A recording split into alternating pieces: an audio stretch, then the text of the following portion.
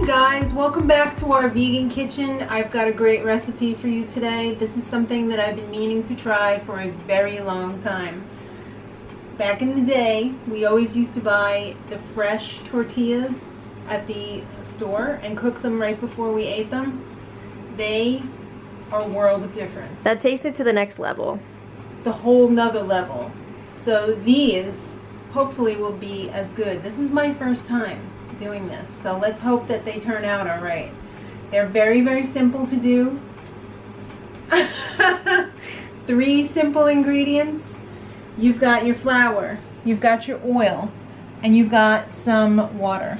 Wow. So that's all that go into flour tortillas, or should I say that's all that should go into flour tortillas.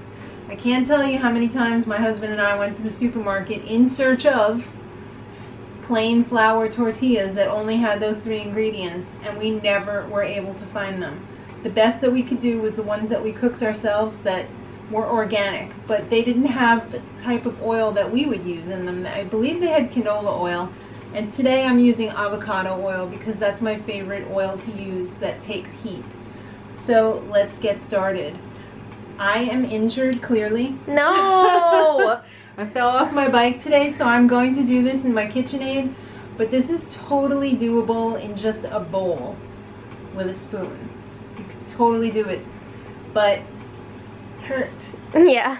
So I'm going to get started measuring my flour out. The list of the 3 complicated ingredients will be in the info box below in case you missed them. So I'm going to use 2 cups of regular old flour. That doesn't have to be any kind of special flour. We're just using regular old flour. You keep making it sound like it's old. Well, you know what I mean.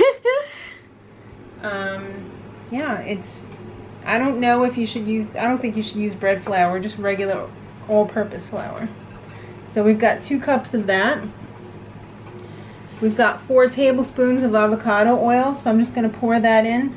And as I'm letting this drain, we're going to make the move.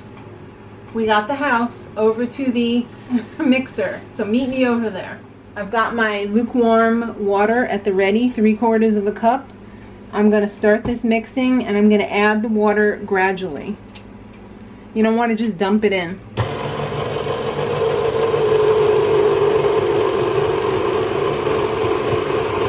What we're looking for here is a tough dough because we're activating the gluten.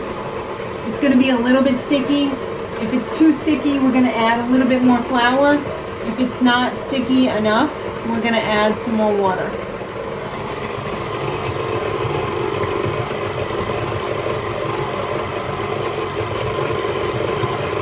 I'm just going to go all in. Gonna let this mix for a minute. It looks a little bit sticky right now, but I think once the gluten really gets going, it's not going to be that sticky anymore. But we'll check back in 1 minute. Alright, so you can see it's not sticking to my hands, so it's the perfect amount of not sticky. So I'm just going to scrape this off of here. I'm going to put a little bit of oil in the bottom of the bowl, and I'm going to cover it and let it rest for 15 minutes. Alright, so this has been sitting for 15 minutes or so. It's had a chance to rest. Looking good. Looking well rested. Yeah. Gonna flour our board, our hands a little bit because we don't want it to stick. Ooh, yeah, it's perfect. It's become looser and more workable now. The gluten has equalized, and we're ready to divide this. You can divide this into like 10 or 12 balls, and then from those balls we're going to roll our tortillas. Yay! So I'm gonna do half. I guess we're gonna try and go for 10. So shouldn't you do half again, and then go? No, from there? because that'll be like 16. Oh yeah, I see what you're saying. So we're gonna have to be a little sneaky here. Some tortillas are bigger than others, right? Yeah. All right, so we've got our 10. We're gonna put most of these in here because we don't want them to dry out while we're working on these. We can leave 2 of these out. We're gonna keep these covered. We're going to flour our board. I'm going to roll out like half of these first before I start heating up the pan because I don't want the pan to be vacant too long while I'm rolling these out. So I'm gonna do like 5 or 6 and then get these started in the pan, and as they're cooking I'm gonna roll out the other ones, so it's gonna be like a real assembly line. So now these are gonna take a little bit to get rolled out to the proper thickness. We're going for like 1/8 of an inch. So yeah. Skinny bees. Skinny bees, but you can see it's snapping back. It's like a rubber band because the gluten is getting reactivated. We don't want these too hefty because then they're going to be more like pita breads. So we got to make sure that these are circular as well. You gotta work it. You got to work. We're ready to cook them. So I had this on medium-high heat. It's nice and hot. I'm not putting any oil in the pan. This is a nice stoneware ceramic pan. And as this cooks, it's going to start to bubble up.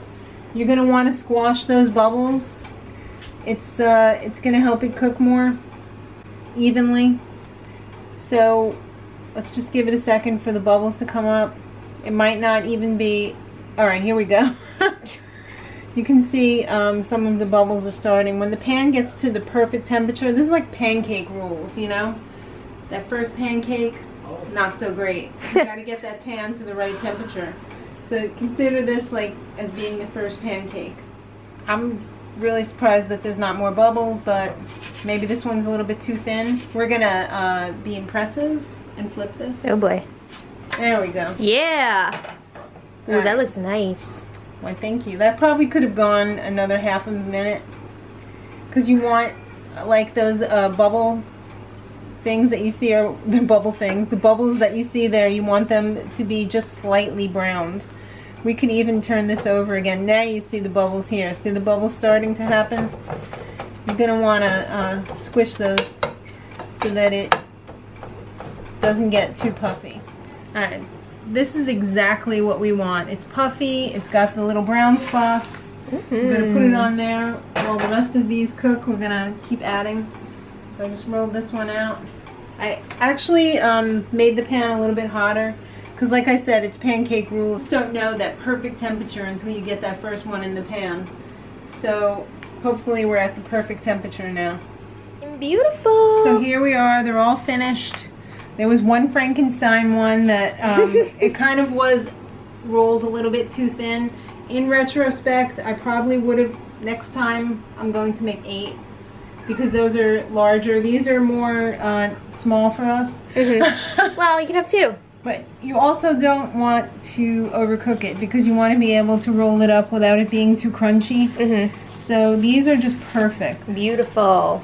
You want nice bubbles like this. Yeah, it's going to be a little crunchy, but it's still going to be able to be rolled up. And I snuck a taste of the Frankenstein. One? I'll show you guys. And it's a little scary. It's yummy though. Ooh, somebody's building some nice tacos with these homemade shells. Yeah.